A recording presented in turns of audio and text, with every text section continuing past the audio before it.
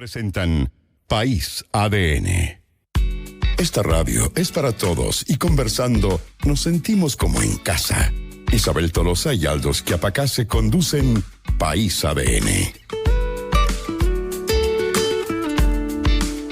Muy buenos días a todos, a todas. Bienvenidos a esta semana, la última de agosto. Ya llega Tierra Derecha septiembre, el 11, la conmemoración que hemos estado conversando tanto acá, ¿no? Y luego el 18, y se acabó el año. Yo encuentro que así ya 1, 2, 3 y estamos en Navidad, ¿o no? O sea, esas cuentas las sacan en los supermercados, y no las saca uno. En el retail. Ya están Exacto. las banderitas puestas, después sale lo de Halloween y así empezamos todas las cosas como... Faltan 3 pasos para que termine el año para el retail. 18, Halloween Y Navidad. Exacto. Chao. Nada, se acabó el año. 3 pasos. Pero bueno, así partimos hoy con harto que conversar y estamos con Sebastián Sichel. ¿Cómo estás, Sebastián? Como lunes, odio los lunes, debo confesarlo, lo odio profundamente. Por eso te invitamos los lunes. No para sé, que vengo y me alegro un poco, porque si no viniera acá, te juro que desagradables son los lunes, ¿no? ¿Por qué lo inventaron, no? Podríamos partir de domingo a miércoles. Pero el lunes porque vienes de un fin de semana descansado y toca volver a trabajar. Sí, con los niños y hay que volver a trabajar y es todo un atado. Y los niños en Chile entran tan temprano y uno se levanta a las 6. Es todo un desastre en mi vida. Tengo que hacer almuerzo porque no me da lata hacerlo el domingo, te se lo hago a las 6 de la mañana, me pongo a cocinar. Es todo un desagrado en mi casa, esa es la verdad. Pero bueno. Llegaste con olor a comida. Por eso, como dice Isabel, tuve que llegamos hacer con una hamburguesa. Espera, una cosa, y me enteré, ¿También mi hijo- hamburguesa? No, mi hijo me dijo que tenía que llevar hamburguesas para todos. ¿Tú sabes lo que es ponerte a cocinar hamburguesas tú, hacerlas manualmente para todos? Porque era una tarea. Y le digo, ¿pero cómo me decís eso? Hoy día a las 6 de la mañana. Entonces, ¿cómo no voy a quererlo? Así que estoy pasado fritanga para encima, chiquillos. Bien. ¿O las compraste? No, la hice. No molí la carne, porque luego saqué carne molida, me puse a hacer como la desesperación. Perdona, ¿cuántos compañeritos tienes tú? 22, bueno, 22. Voy a hacer 22 22, pero la hamburguesas. verdad hice 11 y le dije, pártalas por la mitad, se acabó este experimento. Me tocaba hoy día, papá. La hiciste grande para que la Para que la partieran Muy por bien. dos. Le mandé un cuchillo, así que si pasa algo en ese colegio es porque fue con un cuchillo mío. Culpa mía, dice. Es culpa mía. Rodrigo de la Riva, ¿cómo estás? Hola, muy bien, Isa. Me encantan Hola, los Aldo. lunes, tengo que decir. Como para Son compensar. difíciles los lunes, Por eso son traemos dos difíciles panelistas, mismo. digamos. Son difíciles. Hay que subirle el ánimo a toda la familia, a los hijos sobre todo. Pero así es como se comienza, ¿no? Toda la semana. Ahora, si fuera de domingo a miércoles, el día jueves sería rico, Claro, pero sería igual de malo siempre, ¿no? al final sería como que uno quiere descansar. Te faltan vacaciones, Sebastián, faltan claramente. vacaciones, Ustedes sí. lo escuchan, Sebastián Sichel, abogado académico y director del Centro de Innovación Gabriela Mistral, profesor de Derecho Constitucional. Rodrigo de la Riva, sociólogo, socio director de Activa Research. A mí me gusta decir esto, le gusta la bicicleta de montaña, es buen cocinero también. Aquí tenemos como cosas que comparten Te he con llamado para Sebastián. hacer la hamburguesa hoy día temprano. No, yo cociné ayer domingo nomás. Un buen asado para iniciar la temporada de septiembre, aunque ¿Viste? estamos en agosto ¿Viste? Sí. todavía. Si no, ustedes no encuentran que hay olor a empanada ya en las calles de Santiago, yo encuentro que uno camina y ya se siente, ¿o no? Mi guata tiene hora para allá, me gusta. Bien, Aldo. Hice las presentaciones de rigor, te toca. Ya, para que Sebastián odie aún más los lunes, hoy día comienzan las votaciones de las enmiendas, Sebastián. ¿Cuál es tu, hoy, cuando comienza la fase más compleja del proceso constitucional chileno, cuál es tu sensación? Ya, primero, por el auditorio, hoy día se vota la enmienda, siempre se parte por lo más fácil, entonces se parte hoy día por los temas menos sensibles para ir votando hacia adelante. Vi unas declaraciones de, no sé si Luis Alejandro Silva y también José Antonio Kast que me preocupan, porque dijeron como, si no se votan las enmiendas que nosotros queremos, bueno, habrá que votar rechazo, y yo le dije, y las patas, pues si ellos son mayoría, lo que deberían hacer es tratar de conducir el proceso y llegar a acuerdo, y me preocupa esta actitud un poco displicente, o más bien olfateando encuestas que está tomando el Partido Republicano, que es el responsable conductor de este proceso, que en vez de construir acuerdos diga, o se vota o la pelota es mía, o se vota lo que yo quiero, o en realidad hay que rechazar. Yo creo que no nos podemos farrear esta oportunidad. Este es un tema que se tiene que cerrar bien, y creo que el Partido Republicano está actuando irresponsablemente respecto a la conducción de este proceso. Espero que recapaciten. Aquí hay que dejar mirar la encuesta. Ellos tienen el deber de construir con su mayoría acuerdos dentro de esta convención, porque si salimos bien de esta convención tenemos una mejor constitución, y si salimos mal no solo tenemos la antigua, sino que vamos a seguir con un conflicto permanente respecto al tema constitucional que por lo menos a mí, y lo digo también por mis estudiantes de Derecho Constitucional, nos tienen agotados, porque hasta no saben ni qué estudiar, para ser bien práctico. ¿Qué estudiamos, profe? El país no puede seguir con una abertura, con una inseguridad jurídica respecto al tema constitucional permanente, porque es un desastre para la estabilidad institucional, pero también es un desastre para el sistema político, ¿cachai? Entonces, hay algo de responsabilidad que tiene que ver sobre el sistema. Venía escuchando una encuesta, ahí Rodrigo nos podrá ilustrar más, de que hay un alto porcentaje de la población, muy bajo porcentaje que está tentado a aprobarla, un 24%. Nosotros en la Universidad Gabriela Mistral también hicimos una encuesta, nos sale más o menos igual, 28% quiere aprobarla, y por lo tanto las señales son malas. Lo que esperamos de la política no es que corra detrás de las malas señales, sino que conduzca el proceso para llevarlo a buen término, y siento que algunas fuerzas políticas están cayendo en la complacencia de decir mejor no avancemos. Sí, pues un 56% no respalda la propuesta de la Constitución según la Academia. ¿Qué dice el pulso en eso, Rodrigo? También siempre lo ha venido diciendo, como que hay una sensación de rechazo, ¿no? A nosotros nos arroja que efectivamente la opción de a favor es menor que la opción de en contra. Estamos hablando de cerca del 20% a favor y en contra 27%, pero yo diría que el dato más relevante que arroja el pulso, y eso desde nuestra medición, es que más del 40% no sabe, no tiene una posición, ¿no? Y está expectante, como bien dice Sebastián, de qué es lo que va a resultar, qué es lo que vamos a tener que ir a votar. Eso todavía no está claro. Más cuando, si bien republicano podrá decir lo que quiera respecto de su posición sobre el nuevo proyecto constitucional, ¿no? Si no aprueban mis enmiendas, preferimos quedarnos con la que está y llamamos a rechazo, que lo dijo muy claramente José Antonio Kast, pero lo dijeron desde el primer día. El diputado Kaiser lo dijo, o sea, si no les gusta esta constitución, nos quedamos con la del 80, ¿no? Por lo tanto, se me fue absolutamente la idea. Estabas diciendo que en el fondo la mayoría de la gente no sabe. Exactamente, ¿no? Ese es el Estoy punto. muy concentrada. La mayoría de la gente no sabe, y habrá que esperar de la lectura del proyecto de constitución resultante, que no va a ser el definitivo tampoco, ¿no? Es decir, viene todavía las observaciones de los expertos, que es en quienes quizás yo diría la mayoría hoy día confiamos, que hay ahí una cuota de sensatez que la hubo y lo demostró en el proyecto resultante del comité de expertos, y bien hasta dónde estará su potestad de enmendar lo que resulte de este proceso nuevo, que pareciera ser que tampoco está acorde a las expectativas, a que vayamos a tener una constitución para todos, no solo para un sector, que es lo que a todas luces pareciera ser que está resultando. Ahora, igual a mí me parece como que hoy día se empiezan a votar las enmiendas y todavía estemos en la discusión de quién tiene que ceder, quién tiene que no ceder, a qué acuerdo vamos a llegar, dónde vamos a transar. A mí me parece que lo que la gente necesita hoy día es entender qué tipo de constitución vamos a tener. Si tú dices que hay un 40% de personas que no sabe porque no le interesa, no sabe porque no sabe qué votar, no está informado, este proceso claramente no le interesa a la ciudadanía. No existe un documento, la población está cansada, llevamos ya 2 procesos, estamos inmersos en una serie de discusiones entrabadas, donde no se ven luces de cuál es el Chile mejor para la población. Vamos a ir a hablar seguramente de lo que es la reforma de pensiones, está entrabada ahí hace 8 meses. ¿Para qué decir el proyecto de reforma tributaria que estaba esgrimido para poder sustentar todas las políticas sociales, y el proyecto de gobierno que tampoco se ha avanzado? Por lo tanto, la gente lo único que visualiza es que hay un estancamiento, hay una crispación de los ánimos, hay una polarización, y no quiere más discusión política propiamente tal, ¿no? Partidista. Quiere avanzar más en hechos, ¿no? En proyectos que se ejecuten y que terminen en beneficios tangibles para la población, ¿no? Y eso hoy día no está pasando, y por ello la gente efectivamente está cansada, diría yo, ¿no? De toda la discusión política. ¿Para qué decir? Nos estamos enfrentando a la conmemoración del 11 de septiembre y ahí, que más claro, sobre todo la semana pasada en la Cámara de Diputados, ¿no es cierto? Yo diría lo impresentable del tono de las conversaciones y las discusiones, ¿no? Sebastián, la política hoy obliga no solo a los partidos, sino a quienes ejercen liderazgo dentro de ellos a ser consecuentes con lo que prometen, con el programa, con su ideario. Para republicanos es un tour de force la Constitución, porque evidentemente ellos construyen su base votante sobre una promesa que es más bien, que es muy clara desde el punto de vista de cuáles son sus ideales.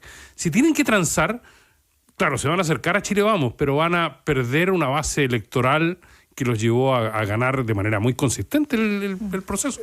Que yo creo que esa es la pregunta que se hacen todos los grandes políticos en la almohada antes de acostarse. ¿Para quién gobierno? O sea, si tú quieres hablarle a tu grey, a tu audiencia, dedícate a ser pastor o jefe de barra al estadio. Si esa es la política, mal está la política y por eso perdimos la democracia hace 50 años. O sea, creo que hay una conversación bien importante respecto a eso. Si tu forma de hacer política, vale para el presidente también, es hablarle al 25 o 30% de la población, la raja, te felicito, perdón por la expresión, pero los grandes estadistas de este país lo que se dieron cuenta es que en realidad la gobernabilidad no se construye así. Lo hizo Elwin en su minuto, lo hizo Lagos en su minuto, y cuando empezamos en esta idea de hablarle a los fanáticos, efectivamente tienes un problema. Entonces, ¿cuál es la reflexión ahí? Tú le tienes que hablar a tu base, pero también tienes que seducir a alguien más para darle estabilidad al país, porque si le vas a hablar a tu base, vamos a tener un sistema político fragmentado, sin acuerdos, sin gobernabilidad, y yo creo que Republicanos tiene esa tragedia en su seno, en su creación. Esta idea de la derechita cobarde, esta imitación de Vox, esta idea de emular a Milei, que lo recibieron como un santo aquí en Chile, lo que te dice en el fondo es que están muy interesados en ser un partido hegemónico dentro de la derecha, pero muy poco interesados en darle gobernabilidad al país. Y creo que ese modelo no solo no es sustentable para el país, no es sustentable para su propio partido, porque tarde o temprano todos estos partidos tienen un pico muy fuerte y se empiezan a derrumbar, porque obviamente no solo no pueden ser gobiernos, sino que no pueden asegurar la gobernabilidad y la gente va a aprobar algo nuevo. Entonces, a la reflexión de Republicano es, ¿va a traicionar a sus bases porque básicamente logra tener una buena constitución? Bueno, sus bases estarán equivocadas y ellos tendrán que liderar el proceso para hacerlo entender que es mejor para el país y para ellos mismos y para la subsistencia de su propio sector político construir acuerdos que negarse al acuerdo con alguien. Y si no, esto era como iluso desde la política, pero si no, después de 50 años no hemos aprendido ni una cresta. Claro, pero acuérdense que Republicanos nace, crece y se desarrolla en este proceso diciendo, nosotros no queremos un nuevo proceso, nos gusta la Constitución antigua. Entonces que se quede con su 30%. Y quedan a cargo de... Bueno, así es la idea, pero quedan a cargo sin ser la mayoría. Es que eso es súper importante, porque yo creo que esa es la mala lectura de la política como la hacemos en Chile, que nos contentamos con, voy a hacer algo crudo, pero el Matí tiene el 18%, va punteando la encuesta, o Joaquín. Pero si de eso no se trata, si necesitamos a alguien que tenga el 50+1, entonces sí, fue suficiente para tener un tercio. Eso no le da mayoría, pues. La concertación fue exitosa porque fue suficiente ¿para qué? Para tener el 56%. Ese era el éxito de la concertación. Incluso Piñera fue exitoso cuando obtuvo el 5%. Lo que le está pasando a la política es que se conforma con poco. Entonces, claro, ganaron, entre comillas, obtuvieron un tercio. Ganaron su votación de derecha. ¿Ganaron el país? No. Si tú ves, en realidad 2 de cada 3 chilenos no está con ellos. Y por lo tanto, si ese es su techo, a eso aspiran en política, son de los pequeños políticos que se acuestan el alma diciendo, ¡oh, la hicimos! Somos un tercio. Pero además las victorias pírricas, ¿cachai? Que en términos como Pirro, cuando el griego, el macedonio, el griego en realidad, cuando competía con Roma y le decía, bueno, ganamos, sí, pero con otra victoria más como esta, pues no queda ni uno. Entonces lo mismo le pasa a republicanos con otra victoria más como esta, en términos electorales. La próxima elección puede llegar a gobernar incluso con un tercio del Congreso y no va a poder hacer nada. Eso es una falsa promesa para los ciudadanos finalmente, que es lo mismo que querían decir hoy día. Alguien sería a parar, Luis Alejandro Silva, José Antonio Cáceres, dice, miren, ¿saben qué, chiquillos? Con un tercio nosotros no tenemos capacidad de hacer una constitución. Podemos bloquear, que es lo que están haciendo. Pero si quieren bloquear, oye, dedíquense a otra cosa, no tengo idea, dedíquense al fondo. La política no está para bloquear al otro. Hay algo, leí el libro de Mansuy, leí el libro de Elwin, bien pegado con lo de 73 para atrás, y Mansuy dice una frase preciosa, dice, mira, en realidad, cuando jode la UPE, en el sentido de gobernabilidad política, es cuando no puede construir acuerdos con la DC porque pierde el punto de equilibrio.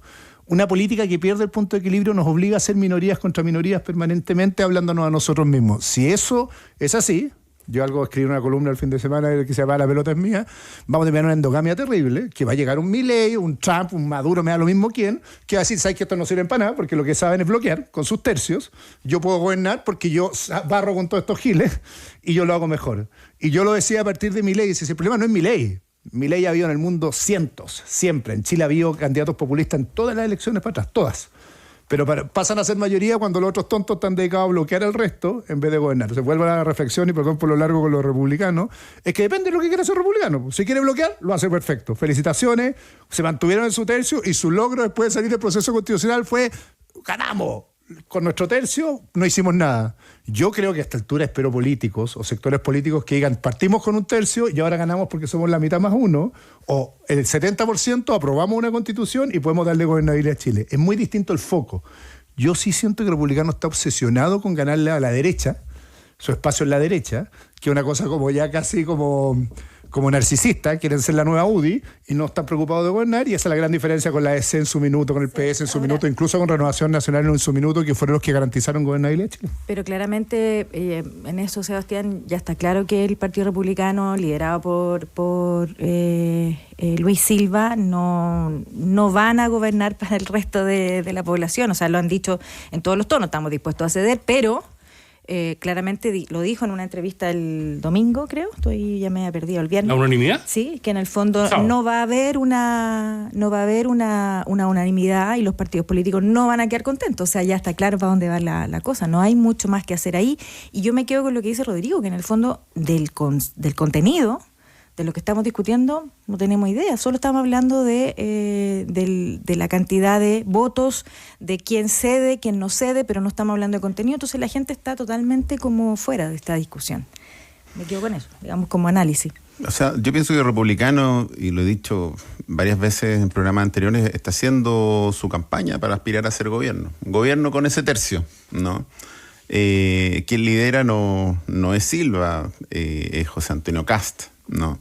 Y en definitiva, él es el que, siendo fiel a sus electores, a los que potencialmente le permitirán llegar a ser gobierno, es quien está marcando la pauta respecto de cómo deben comportarse todos los convencionales del Partido Republicano. Es conveniente para ellos que prevalezca la Constitución actual, es conveniente para ellos y su electorado que el proceso actual fracase, porque nunca estuvieron con este proceso, no fueron a firmar el acuerdo de noviembre del 2019, ¿no?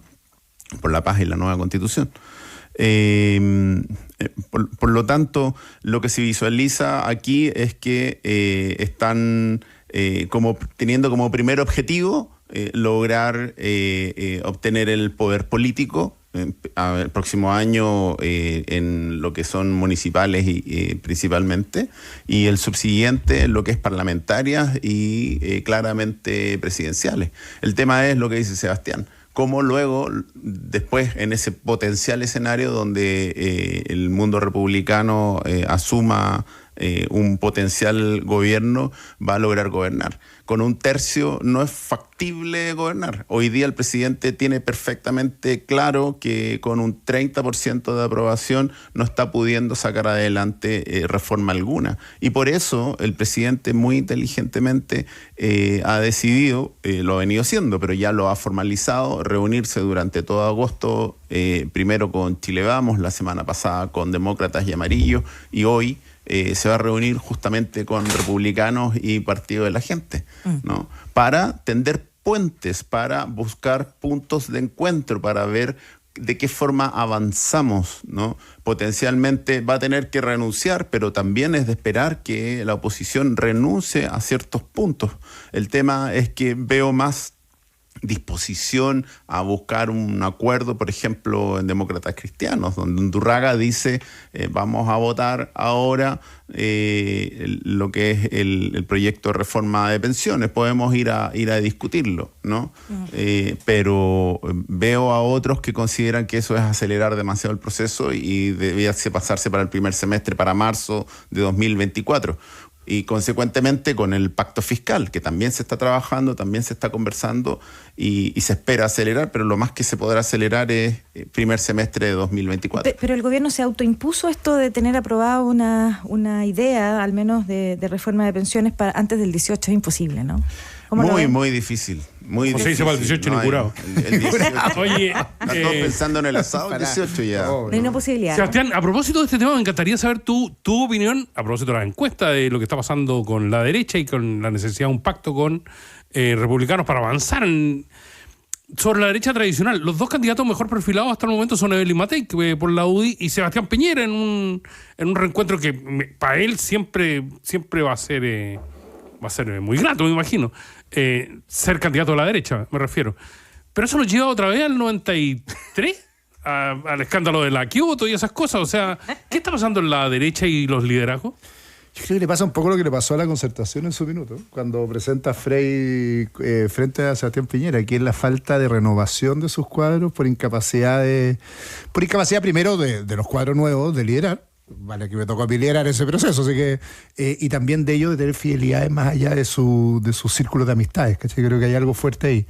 Yo le maté, creo que lo está haciendo bien, tampoco voy a ser crítico con ella porque tiene creo unas ganas pocas veces. Y también la he visto bien, ha sido frente a republicanos. Creo que hay cosas que por lo menos a mí me han sorprendido positivamente de Evelyn Matei, y todo el derecho tiene, y si la gente la adhiere a ella, bienvenido sea, no tengo rollo con eso. Lo que te quiero decir es que también es una gran señal para la política chilena, que es como que vuelve al año 94, 96 y una película permanente entre Piñera, Bachelet, entre Matei, o sea, Eduardo Frey. Hay algo que nos pasa sistémico que no podemos renovar, y cuando renovamos, que es el caso de Gabriel Boric, nos vamos tan al chancho que parece que la gente dice, bueno, para probar fórmulas así mejor volvemos para atrás. Y yo creo que hay un desafío grande de la política sistémicamente de renovarse, pero como te digo, bienvenido al liderazgo de Evelyn Matei, no tengo complejos, creo que está haciendo bien. Yo siempre pongo mis puntos límites. En el fondo, esto es, yo creo que no hay que hacer un pacto con republicanos, lo digo abiertamente. Creo que ese es un límite no solo moral, sino que creo que es la misma confusión que cometió la Concertación cuando pactó con el PC.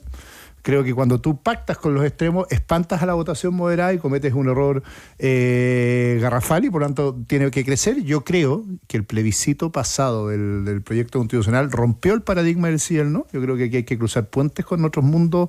Ya ha pasado con demócratas, con amarillos, con otros que venían de la cultura de la Concertación, que pueden cruzar puentes, y creo que ella, si quiere liderar esto, tiene que demostrar la capacidad de salir del círculo de Chile Vamos, porque Chile Vamos va a perder con republicanos, y por lo tanto tiene que construir puentes hacia otro lado y ver si es así, y ver si hay otros liderazgos que puedan competir con ella. No tengo. Pero es que además el espectro de la elección, pucha, nunca te he preguntado esto, cambia cuando se hace el voto obligatorio.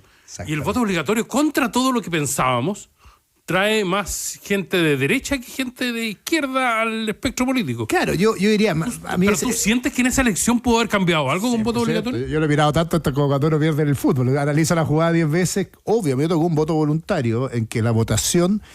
Yo fui te voy a decir lo que pasó a mí. Yo sé muy bien dónde me fue muy bien. Me fue muy bien en ABC1 y C2, jóvenes.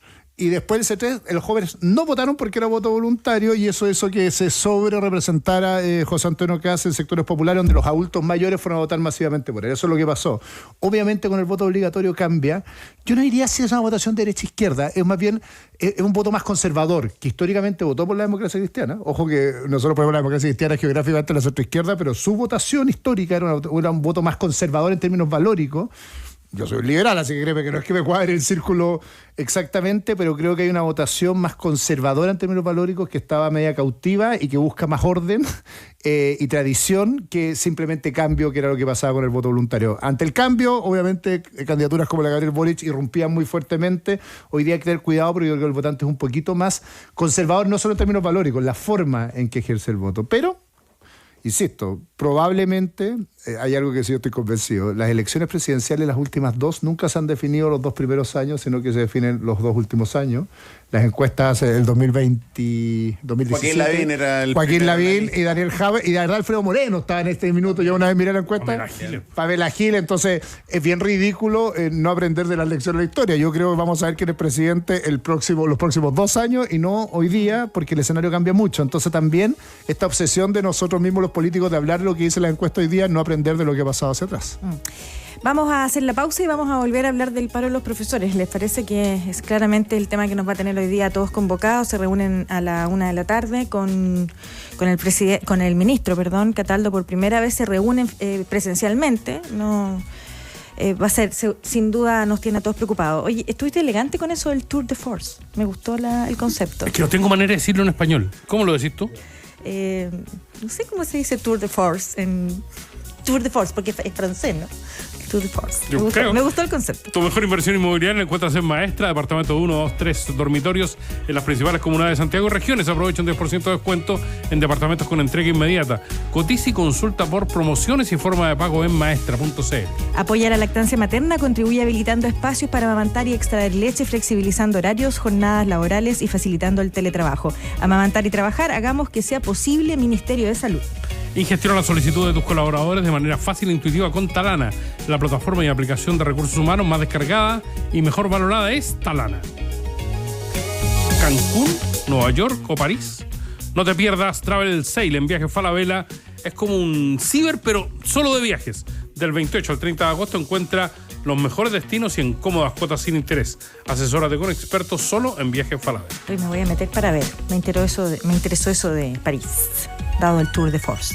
Dedícate a tu empresa mientras Toyota Quinto se encarga del transporte. Quinto One Business te ofrece flotas de vehículos que se adaptan a tu negocio. Suscríbete en quinto-mobility.cl. Hay cosas que es mucho mejor decirlas en francés que en castellano, encuentro yo. Pero en fin. Sí, es muy bonito. Yo, de hecho, busqué rápidamente lo que significa y existe el concepto de fuerzas que están a contratiempo. Eso dice, me gustó. Que necesita mucho despliegue físico. En Maletec son especialistas en locker, soluciones de custodia y equipamiento inmobiliario. Maletec es experiencia y confianza que los avala por más de 28 años. Conoce más en maletec.cl. Ya volvemos en País ADN junto a Sebastián Sichel y Rodrigo de la Riva. Aldo Schiapacase e Isabel Tolosa ya están de regreso con los temas de hoy. Esto es País ADN. El catastrofismo en el periodismo es una cuestión que me fascina cada día más. Se cayó Elton John, pero eso no significa que esté grave el caballero. 1, te lo advierto. 2, el terrorismo meteorológico anticipa que va a haber tifones y huracanes y todas esas cosas en Florida. Pero para Chile ya empezaron con que hay lluvia con tormenta para el 18. Chuta, pobre fondera. Pero eso, no creáis, eso es terrorismo, meteorológico, Isabel. Yo creo todo, el pánico. El Pánico, pánico. es comunicación de pánico, se llama eso. Empezáis en agosto, exactamente, así como hablábamos recién de lo que falta para el retail, en agosto empezáis, va a llover para el 18. Eso. Sí. No, a los chilenos tuve una cosa de guata, perdón, Rodrigo, pero es como llovía y dice, una lluvia y se va a acabar en Nueva Mundita. Y ayer hacía calor y yo subí un cerro y toda la gente, ¡qué calor! El mundo se está cansando. Bueno, pero ¿qué te gusta? Ayer toda la gente se cae el calor. Somos así, a mí no me gusta eso. No, Oye, eso. es invierno, que hace frío. Bueno, sí es invierno, digo yo, como que quiere, no sé. No, sí es verdad, tenemos una cosa media, yo digo comunicación de pánico, de viene un virus y nos vamos a morir todos, ¿no? Bueno, pasó la pandemia, después de la pandemia ya todos creemos que nos podemos morir. Pero el tema del clima es medio a la incertidumbre en realidad, porque no puede ser que amanezca con 1 grado y en el día llegas a 22 grados. O es frío o es calor, y eso es lo que yo creo que la gente le incomoda. Pero por eso hay que pasar agosto, pues si eso es lo que tiene agosto, ¿ves? Cuando el dicho hay que pasar agosto tiene que ver con que en el fondo uno se puede resfriar porque se desabriga. Pero agosto siempre ha sido así. Siempre ha sido Menos así. 2 y después 20. Yo me puse media santiaguina para este temporal y dudé de mandar a mi hija al colegio en un minuto. Era tanto la noticia, dije ya, despierta, y la mandé igual al colegio. Obviamente la fui a dejar como corresponde. Mi mujer hace la verdad. Acá es que llueve, le bajo la cosa psicológica. Está lloviendo, sí. ¿Van los niños al colegio? Digo, ¿por qué no? No sé por qué. Tienen que ir al colegio. La mitad de los niños en la semana no fueron al colegio. Evidentemente en las comunas donde fue la catástrofe. No, Se con podía, toda no había razón. cómo ir. Pero en el contexto aquí santiaguino, mucha gente. Pero yo la debe ir pensé, al colegio. primera vez que me sentí santiaguina en mi 30 y tantos Pero años mira, que vivo medio acá. serio. Lee, en voz Mala alta. suerte en Santiago. Pronostican lluvias con tormentas justo. Chuta, y es un canal 24 horas, ni más ni menos, ya. Ok, bueno. Lluvias con tormentas. Rodrigo de la Riva, Sebastián Sichel nos ayudan esta mañana a hacer País ADN. Rodrigo, Dejamos anunciado al paro de profe. No sé si te quieres meter ahí o quieres ir a otro tema. Lo dejo libre. esa amenaza tan... En la pauta. Hice una- Tengo susto el tema que va a poner. Hice una pausa. ¿Qué opinas tú del paro de profesores? Rodrigo? Yo dije, ¿para dónde Y nos si no va a hablas, llevar? me vaya a ¿Para dejar dónde como que nos no va a quieres hablar llevar? lo que yo quiero hablar. ¿Para dónde nos va a llevar? Tengo susto. Porque si hay algo en lo que existe consenso es que los cabros no pueden seguir no pueden seguir sin clase, ha sido una cuestión que... Pero hay una deuda histórica que es parte de un programa de gobierno y claro, aquí uno tiene que empezar a sopesar dos cuestiones que son súper claras, ¿no? Sí, pero el presidente algún aviso dio el fin de semana a propósito de la catástrofe climática, que el dinero no alcanza para todo, ¿no? Las prioridades van cambiando. La prioridad actual es de la sexta a la octava región, sobre todo. Y es ahí donde debieran hoy por hoy concentrarse los esfuerzos de normalización de la vida cotidiana de gran parte de nuestros compatriotas. Y dicho eso, el paro de profesores viene a ser totalmente inadecuado en este momento. Nadie dice que no tengan derecho, es un derecho histórico que nace con el proceso de municipalización de la educación, que hoy por hoy afecta a cerca de 76.000 profesores a quienes no se les reconoció su historia laboral y por tanto el reajuste salarial de ese momento no iba acorde con lo que la ley establecía. Y pues bien, efectivamente tienen derecho a reflotar esa demanda, pero hay responsabilidad política de todos los actores políticos y el Colegio de Profesores es uno de ellos. Y no es el momento. No es el momento por la razón que acabo de dar, pero tampoco lo es por, sobre todo, lo que acaba de comentar Aldo, que es las consecuencias que todavía no hemos logrado paliar de la pandemia. Tenemos niveles de deserción escolar importante, tenemos un retraso en niveles de aprendizaje, lenguaje, matemáticas, que hoy por hoy no son visibles, pero en los próximos 10 años vamos a ver afectado nuestra productividad como país porque no vamos a tener a ciudadanos suficientemente preparados. Además que aumentan las brechas, ¿no? Porque quienes paralizan son justamente los profesores colegiados, que estaba leyendo además el fin de semana tratando de entender cuántos profesores son colegiados. Hay 30.000 profesores, de los cuales 10.000 no están en ejercicio. O sea, este paro se vota con una cantidad más o menos de 20.000 profesores que aprueban el paro con un 53%. No alcanzan a hacer una consulta de aquí a mañana. Después, si es que hoy día en la reunión de la UNA dicen algo interesante, por lo tanto el paro sí o sí va a ser mañana, por lo menos por el día de mañana. A mí me parece un poco, estoy en la línea de que lo encuentro inoportuno, un poco descriteriado también, encuentro sobre todo para las zonas más encima con catástrofes temporales que ya tienen suspendidas las clases, o sea, más problemas aún. El fin de semana, no sé por qué se dio en la lectura del tema de educación, fue súper fuerte porque tenía varias flancos abiertos. Está el tema de la evasión en el metro, está el tema de justamente el paro de profe. Empezó a aparecer el tema de los SLEP, los servicios locales de educación. Hay una entrevista de Yasna Proboste donde dice hay 17 meses perdidos en educación, como que hay un entender de que este traspaso educacional no está funcionando, pero nadie sale a decir sí, está funcionando. Me encantaría escuchar al director de la nueva educación pública defender lo que está pasando ahí. Entonces es como que la educación está haciendo agua nuevamente y no es el momento para hacer un paro, creo yo, ¿no? Sebastián Sichel, perdona que te... No, mira, de lo político a lo técnico. Yo me estaba acordando una anécdota de la historia de Enrique IV, que dijo, era calvinista y se pasó a ser católico para poder jurar como rey y reunificar Francia. Y dice, París bien vale una misa, que es una frase que se usa mucho, que en el fondo, y lo que quiere decir es que que hay gente que está dispuesta a decir lo necesario, incluso convertirse de fe cuando quiere gobernar. Y lo pongo como un ejemplo porque creo que es parte de lo que vimos en la campaña presidencial pasada. O sea, si uno metía números y yo miraba condonar deuda del CAE, las promesas de Gabriel Boric, devolver retiros previsionales, pagar la deuda histórica, 7.000 millones la deuda histórica para los que lo sepan. ¿Cómo se llama? Condonar el CAE 2.400, pero no cuadra. O sea, este país no tiene esa plata. Para ser bien transparente y honesto, salvo que uno imprima billete, no da. Y yo creo que la sensación política en ese minuto era instalar la idea de que París bien valía una misa. Se podían hacer estas promesas porque se quería ganar el gobierno y por lo tanto después arreglamos, cuando estemos arriba del gobierno arreglamos el problema. Y el problema le viene de vuelta porque razonablemente el colegio de profesores, con quien yo en su minuto me reuní, le dije, es imposible pagarlo, le dice, pero usted dijo que sí podía.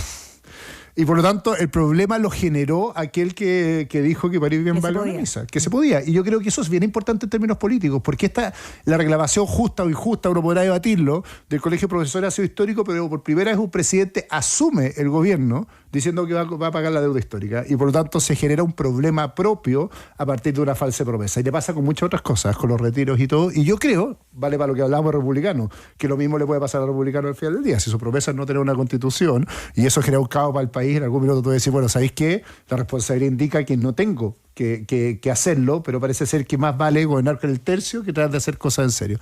El primer problema es un problema autogenerado. Y lo digo así directamente porque razonablemente, nunca defiendo el Colegio de Profesores, porque hoy día lo voy a defender, le dicen, oiga, usted, señor, nos prometió esto. Yo vean los debates, lo debatí con él en debate, la deuda histórica, le dije no se podía pagar, porque decía que sí, que los números, que la tecnocracia, y hoy día dice que no. Entonces alguien mintió en la historia y creo que Boric, otra vez en esto, mintió, y lo voy a decir abiertamente porque no estaba la plata para pagar esos 7.700.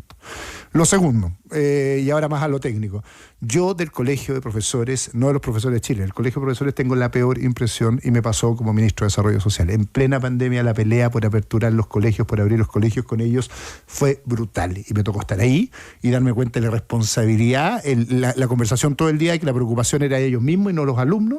Parecía un sindicato y no lo que es un colegio profesional de verdad, preocupado por la educación. Y todo lo que decían es que los profesores se pueden contagiar, que los profesores, o sea, tenemos los niños paralizados. En el mundo todos habían abierto y nosotros fuimos el último país en abrir la educación. Y cuando tú tienes un interlocutor que parece más preocupado de su propio bienestar que el bienestar colectivo del sistema de educación, ellos juegan un rol gremial, pero también son parte que articula la preocupación por la educación. A mí me empezó a parecer que esta era una batalla más bien política, sindical, que una preocupación genuina por lo que pasaba en la educación y cómo resolvíamos el problema. Y la resistencia para abrir es de unas grandes irresponsabilidades que ha tenido Chile con su sistema educativo, porque los que más pierden eran los más pobres, los niños de los colegios públicos, los que tenían brecha educativa, y hoy día se están viendo los resultados. Y ellos son principalmente responsables de esto.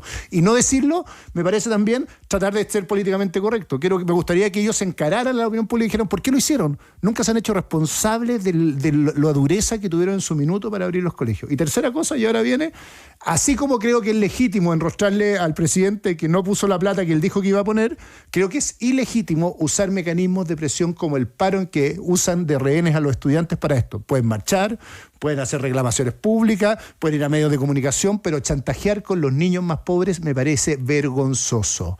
Y lo digo así abiertamente. No digo que sí o no sea legítima su demanda, digo que la forma en que ejercen la demanda están usando de captores, o sea, están siendo captores de niños que ya no pueden perder un día más de clases porque ya estamos en problemas graves de resultados de aprendizaje, de asimetrías con los niños más ricos que sí tienen los resultados que deberían tener, mientras los pobres cada día tienen más pobres. Entonces me parece que hay una cosa media vergonzosa en cómo enfrentan el problema, porque como creo legítimo protestar y reclamar por lo que les parece justo, creo ilegítimo hacerlo por mecanismos de presión que usan los niños, porque hay miles más. Yo fui dirigente universitario y sé que hay miles más formas de presión que no solo sea usar a los niños como rehenes en un minuto, en que el punto de inflexión es demasiado grande para esos niños. Un día de clases menos, 2 días de clases menos, lo único que va a hacer es generar niños condenados a la pobreza que van a seguir pateando piedra porque esos profesores no se hicieron cargo en la pandemia de que volvieran a clase y hoy día de no seguir quitando la educación. Rodrigo.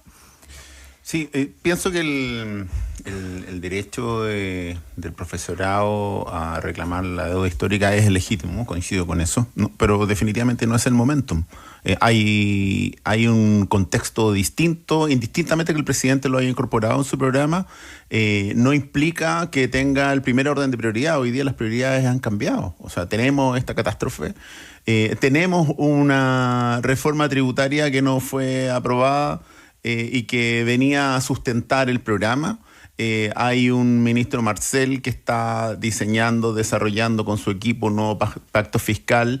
Hay conversaciones con los distintos actores políticos para sacar adelante ese pacto fiscal que permitiría recaudar 8.000 millones de dólares para sustentar justamente políticas públicas. Y en ese, por decirlo de alguna forma, escalafón de prioridades, la primera prioridad, y sobre todo de los presentes, de los que actualmente están jubilados, ¿no?, es la reforma previsional. Es la primera prioridad que de alguna manera vendría a ser cubierta con la aprobación de un nuevo pacto fiscal. El tema de los profesores es importante, pero no es el momentum. Y ellos debieran de verse, ¿no es cierto?, a lo que es su vocación de servicio público, al menos. Yo apelo a eso. Efectivamente, hay un sinnúmero de alumnas y alumnos, ¿no es cierto?, que hoy por hoy requieren nivelar, ¿no?, nivelar los conocimientos, que fue todo aquello perdido durante pandemia, que hoy día se está notando. No sé cómo están visualizando las distintas empresas públicas y privadas, el cómo vienen preparados, por ejemplo, los jóvenes que vienen saliendo de estos últimos años de pandemia, ¿no es cierto?, en una educación online. Lo online fue muy una solución parche para poder mantener cierto nivel de atención, pero no fue suficiente para realmente transmitir conocimiento y generar aprendizaje, ¿no? Yo tengo tanto que decir, pero me trato de controlar porque ustedes son los panelistas. Pero en el fondo, también quiero recordar que si bien el colegio de profesores fue súper duro en no volver a clase, y en eso estoy de acuerdo con Sebastián, también no estaban las condiciones. Los profesores fueron los últimos en vacunarse, no se olviden de eso, que estaban al final de la lista. Por lo tanto, también ahí hubo un problema en ese minuto. Pero sabes que yo estoy totalmente de acuerdo con que hay un descriterio. Deja hacerle un paréntesis. Cuando tú dices lo último en las listas, era dentro de los prioritarios para la vacunación. La discusión de abrir era cuando ya estaban vacunados. ¿O no era prioritario? Los no, está bien, era prioritario. Pero la discusión de abrir era cuando ya teníamos vacunados al colegio de profesores y vacunados los estudiantes, igual no querían abrir. Entonces no quiero eso podemos entrar en discusión, pero incluso el personal de salud y después pasaron ellos. Pero aún así, cuando ya estaban vacunados, tuvimos 4 meses más de extensión, estando vacunados, que igual no querían volver. Entonces hagámonos cargo al menos de eso, independiente de la otra discusión. Sí, igual yo estoy de acuerdo, por eso digo que es una discusión un poco más de fondo de dónde estuvo la atención. Ahí yo creo que el colegio de profesores se pasó en no querer volver. Pero yo me pregunto, estando muy de acuerdo con que no es el momento, estando muy de acuerdo con que hoy día un día cuenta, un día de pérdida de clases cuenta, los profesores vienen peleando esto por más de 40 años, entonces nunca ha sido el momento. Entonces, yo ahí digo, a nivel internacional de alguna manera se les ha dicho que se les valida esta petición. Yo creo que no sería mejor sincerar que no se va a poder devolver la plata a los profesores. Claramente no está la plata para hacerlo, que hay que buscar otro mecanismo. Yo creo que ahí nos hemos entrampado durante 40 años diciéndole hay que pagar la deuda histórica. Ningún gobierno lo ha hecho. Ningún gobierno ha podido hacerlo. Entonces yo creo que eso genera una tensión permanente, algo no resuelto. Que es lo mismo que puede pasar con el CAE, ¿no? No quiero hacer publicidad, pero en el fondo del problema nuestro sí había una propuesta de zanjar a aquellos que estaban del 82, 80. Ha habido propuestas de cómo hacerlo. También el colegio ha dicho se devuelve a todos o no. Más allá de eso, hay fórmulas que no implican 7.000 millones. Es interesante lo que dice Rodrigo. La reforma, la recaudación que hoy día propone Marcel, para que veamos números, son 8.000 millones y la deuda aquí son 7.000 millones. O sea, sería todo básicamente en pagar deuda de profesores, y con el CAE es más que la deuda. Entonces, uno no puede cumplir todas las promesas al mismo tiempo sin un sistema. Yo sí creo que hay reivindicación legítima histórica de esto. No tengo problemas con eso. Lo que quiero decir es que uno para eso establece un programa, un cronograma de cómo ir cumpliéndolo. También había una resistencia del colegio a establecer el cronograma y pedir cumplimiento. No lo lograron, ¿por qué en el caso tuyo, si bien no llegaste a ser presidente, pero por qué en el fondo no está dentro de los programas de la derecha tampoco el haber elaborado esta forma de pago? El nuestro estaba, no sé que no voy a hacer cargo de los videos, no sé para atrás qué habrá pasado, pero es una forma de pago que requiere una negociación de que ellos también estén de acuerdo, para ser justo, porque lo demás uno puede decir fácil, porque creo el pecado original de Boric en todo, es como, sí, lo vamos a pagar. Bueno, si quieren que les digan eso y con eso quedan conformes, les va a pasar siempre lo mismo, que va a llegar alguien a gobernar y decir, bueno, ya no. Y ninguna deuda de esa envergadura se puede pagar entonces, de una vez. No, tiene que ser progresivo, tiene que haber un cronograma de pago. Los jubilados, los que están, entonces, vamos para allá, ¿no? Pero pues por bien, lo menos a propósito del paro, antes del paro, bien podrían sentarse a conversar y a dar cuenta de, bueno, cuál es el plan de pago que vamos a acordar, o qué es lo que están pensando como programa de saldo de la deuda histórica. Evidentemente no es algo que pudiera desembolsarse de una vez, son 7.000 millones de pesos de dólares. Es una millonada de dinero que hoy día el Estado no tiene. A ver, gobernar es priorizar, y lo que se instaló muy fuertemente en Chile, que el que más grita se pone primero en la fila que el que más necesita. Eso tiene también que ver con saltar los torniquetes, tiene que ver con otras cosas. Y yo creo que mientras no recuperemos esa idea de que la necesidad social pone la prioridad en la política pública, vamos a tener un problema de izquierdas y derechas. Y el problema es que espero y veo, para no pegarle tanto a Boric en esto, el presidente, creo que por lo menos ahora está atinando que así se debe hacer, ¿cachai? Porque si no, el que más grita, salta a la fila, se para primero, más se moviliza, gana la prioridad del gasto público. Creo que el éxito de la transición chilena fue entender que no era así. Que primero era la pobreza, después era las clases medias, que primero era la educación, después la gratuidad. Mientras, si nos desordenamos de eso, jodimos. Y yo creo que parte de lo que pasó desde octubre en adelante es que parece ser que se instaló la idea que había que gritar muy fuerte para entrar en la prioridad social, y mientras tanto tenemos gente muriéndose en campamentos, tenemos indigentes en las calles, tenemos niños que están fuera del sistema educativo, tenemos 700.000 niños. O sea, ahí está el gasto que debería ser prioridad en la política social chilena, y más o menos había un consenso hasta el 2000, digamos que hasta el 2013 había un consenso que ese era el orden lógico, que se tenía que establecer la prioridad de izquierda y derecha con focos distintos. Unos creían que eran voucher, otros creían que era bienes públicos, da lo mismo. Pero ese consenso se perdió, y eso es lo más peligroso de lo que estamos viendo. Ahora, dentro del amplio espectro que ha habido en el Ministerio de Educación en los últimos 4 gobiernos, por ahí han pasado todos, grandes figuras de la política, algunos especialistas, profesores, gente que ha sido acusada constitucionalmente. Hay un elemento nuevo en esta negociación, Rodrigo. Por primera vez hay un ministro comunista a cargo de la voz del gobierno. ¿Tú crees que marca algo o no marca nada? Quiero decirle a los auditores que se quedó mirando hacia arriba, Rodrigo. Un pensamiento así como profundo. Es un gran desafío para el ministro Cataldo, ¿no? Asumir un ministerio para su partido, que tiene muchos fantasmas, ¿no? Rápidamente la oposición salió a decir que iban a ser adoctrinados todos nuestros niños y niñas, ¿no? Con la Escuela Nacional Unificada. Es un poco ya, es como mucho, ¿no? Bueno, pero de eso se trata el populismo, ¿no? De tirar este tipo de prejuicios, ¿no es cierto?, aventurados, que rápidamente la población mayoritaria de este país se cuelga, y hay credibilidad respecto de ello. O sea, efectivamente se piensa como primera cosa que va a venir un proceso de adoctrinamiento. Rápidamente el ministro salió a evidentemente descartar cualquier posibilidad de que eso efectivamente sea así, y él muy profesionalmente da cuenta de que lo que tiene que llevar adelante es la reestructuración del sistema educativo. Me parece que se encuentra con muchos correligionarios en el otro lado de la vereda ahora, ¿no? El propio colegio de profesores, con quien él estuvo muy vinculado en toda en el otro lado de la mesa, digamos, de la mesa de negociaciones. Exactamente, ¿no? Y pienso que es una ventaja que hay conocimiento, por lo menos hay lazos de confianza, que es lo primero que hay que poder valorar cuando uno quiere sentarse a dialogar con alguien. Lo peor de todo es que no exista confianza alguna y no haya posibilidad de encuentro de puntos de vista. Pero ahí yo tengo un punto. ¿No debieron haber entonces esperado a sentarse y correr la votación?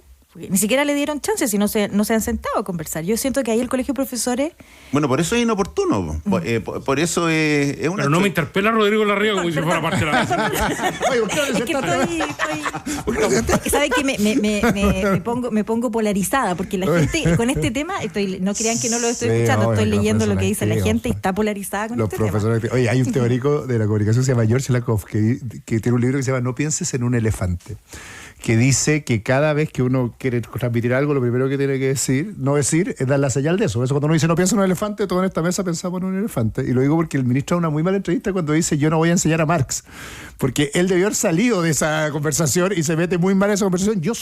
No soy anticomunista para nada. Yo creo que tiene el legítimo derecho a gobernar, que tiene los votos, que tiene derecho a gobernar. Yo creo que él tiene que probar esto, y creo que él ha cometido errores. Yo se lo dije públicamente en su minuto, cuando dice no es el minuto ahora para saltarse los torniquetes. Perdón, nunca es el minuto. Un profesor debería... O sea, creo que él está en un minuto en que la credibilidad de este ministerio ha estado en juego, porque había una rotación de ministros, igual que el desarrollo social, que hace que la conducción de la educación pase a ser clave en el minuto que estamos viviendo, y las señales que se dan. Y es muy simbólico el cargo que está ejerciendo, y espero que tenga una oportunidad de hacerlo bien. Le digo abiertamente, legítimamente, la militancia es un problema de él. Desde mi perspectiva, tiene que ser un gran ministro de Educación, y tiene que hacerse cargo de las demandas que le puso el mismo presidente. Yo creo que esa es la complejidad que hoy día tiene encima. Por ejemplo, el pago de la deuda histórica, no sé cómo lo va a hacer, porque no está fácil decir no cuando tú dijiste que sí en campaña. Pero nuevamente, respecto de las prioridades del pago de la deuda histórica frente a las necesidades de educación, está en tercer lugar, me van a perdonar los profesores. O sea, en primer lugar está volver a traer a los alumnos y alumnas al aula, primera cosa. Segunda cosa es consolidar la nueva educación pública, ¿no? La reforma educacional instaurada por la presidenta Michelle Bachelet era un proyecto, es un proyecto que está todavía en fase de instalación, ¿no? Reincorporar desde las municipalidades al Estado la escuela, ¿no? Y la escuela de calidad, la garantía de calidad para todas las escuelas de Arica Punta Arenas, cosa que no era posible dar con las municipalidades, porque las municipalidades tenían diferencias de presupuesto que hacían que la diferencia en la calidad de la educación brindada a los alumnos y alumnas fuera distinta. En este nuevo proyecto, lo que se espera y lo que se espera del ministro es que vaya en la senda de garantizar equidad en la calidad, y para ello debe obviamente contar con los mejores profesores, y por eso está la ley de carrera profesional docente. La ley de carrera profesional docente, que es otro punto al cual el Colegio de Profesores se ha venido denegando desde el día desde la instauración, donde dijeron: nosotros no podemos ser evaluados porque nosotros ya nos titulamos. Bueno, pues bien, sépanlo. Todos nosotros, los profesionales, todos los días estamos siendo evaluados con procesos formales muchas veces, ¿no? ¿Y por qué ellos no van a poder ser evaluados? Aun cuando ese proceso de evaluación a su vez garantiza remuneraciones justas. Si ustedes pudieran ver lo que significa para un alumno recién egresado, alumna recién egresada de pedagogía, poder acceder al programa de inicio que es la primera presentación del currículum y de las capacidades aprendidas en la universidad, si este profesional aprueba y pasa ese primer nivel, tiene un nivel de remuneración bastante por sobre la media que hoy día tienen los profesionales, ¿no? Al egresar desde su carrera. Y cada 4 años van a ir rindiendo este nivel de exigencia del sistema para garantizar calidad, llegando a nivel de expertos 2 a los 16 años de carrera. A un joven de 25 años que egresa a los 41 años, bien puede ser experto 2 con un nivel de remuneración que se sorprenderían, que si lo llevamos a niveles de renta actuales, estamos hablando cerca de los 3 millones de pesos, ¿no? Como profesional. Se nos acabó el tiempo. Yo sé que Isabel tiene muchas cosas más que aportar a este debate, pero para eso tenemos todavía... Me he contenido mucho porque me voy para allá y para acá. Me voy para allá y para acá. Solo sé que estamos en un problema para estar un paro hoy día, pero tengo... Les recomiendo... Solo te digo que la gente no ha escrito mucho, les agradezco. No alcanzo a leer la cantidad de comentarios, pero también, tan igual que yo, para allá y para acá. ¿Dónde te comentan ahí en el Twitter? Llegan a nuestro WhatsApp, al más 569-7772-7572, y Camila nos empieza a enviar muy amablemente lo que Canal dice directo. Canal directo, así es. Y apoya la lactancia materna, contribuye habilitando espacios para amamantar y extraer leche, flexibilizando horarios, jornadas laborales y facilitando el teletrabajo. Amamantar y trabajar es posible, te lo dice el Ministerio de Salud. En Maletec son especialistas en lockers, soluciones de custodia, equipamiento inmobiliario. Maletec, experiencia y confianza que los avalan por más de 28 años. Conoce más en maletec.cl. Somos una flota Toyota de empresa con Quinto One Business. Tu flota Toyota con una cuota mensual y 0 trámites, permiso de circulación, mantención y seguro incluidos. Suscríbete en quinto-mobility.cl. Cancún, Nueva York o París. No te pierdas Travel Sale de Viajes Falabella. Es como un cyber, pero solo de viajes. Del 28 al 30 de agosto encuentra los mejores destinos y en cómodas cuotas sin interés. Asesórate con expertos solo en Viajes Falabella. Y además tenemos capítulo de estreno en Historias de Golpe, Aldo. Estamos contentos. ¿Han escuchado nuestro nuevo... Mis pendientes. Muy bien. Nuestra serie... Se me olvidó el nombre. Historias de golpe. Historias de golpe. Podcast, el nombre, podcast. Estrenamos varias el fin de semana, Primera Vez, Causa de Muerte. Hoy día vamos con Operación Chancho. La historia, no sé si ustedes recuerdan aquella historia cuando apareció un chancho corriendo con la banda presidencial y casco militar. Se convirtió en uno de los actos simbólicos del rechazo a la dictadura más recordado por la memoria popular. ¿Se acuerdan de ese acto, no? Ya, bueno, hoy día ya está en historiasdegolpe.cl, en el podcast, en Spotify, en Podium Podcast o en ADN Podcast. Pueden seguirlo. Son 32 historias que estamos estrenando, así que les recomiendo que la escuchen. Y yo les recomiendo que sigan la más conmovedora historia de amor materno que se ha vivido en los últimos años y que tiene conmocionado y paralizado a todo el mundo en España. La madre de Rubiales, el presidente de la Federación, que robó un beso en el festejo del título del mundo se ha encerrado en una iglesia y ha iniciado una huelga de hambre porque su hijo está siendo injustamente atacado. Exige disculpas de parte de la jugadora y de todos quienes han atacado a su querubín. Eso es verdad. Un buen niño. Es verdad que se metió a Monasterio. Está encerrada en una iglesia junto a su hermana en una huelga de hambre, pero acuartelada. El mundo está loco. No solo el lunes está malo, el mundo se está volviendo Amor de, malo. amor de, que Amor de puede haber una madre. expresión Mamá más escucha, mamá cabal. escucha. ¿Sabes? Estaría dispuesto a hacer pero eso ojo, por mí. o sea, Le voy a decir a mi mamá, mamá escucha, en serio. yo soy madre, pero tengo límites, digamos. No, venga con cuestiones. Sebastián Sichel y Rodrigo de la Riva nos ayudaron a hacer País ADN hoy por la mañana. Gracias. Un a los abrazo. dos. Muchas gracias a usted. Gusto. Aldos Chiapacase e Isabel Tolosa ya regresan con los temas que hoy se conversan en el País ADN.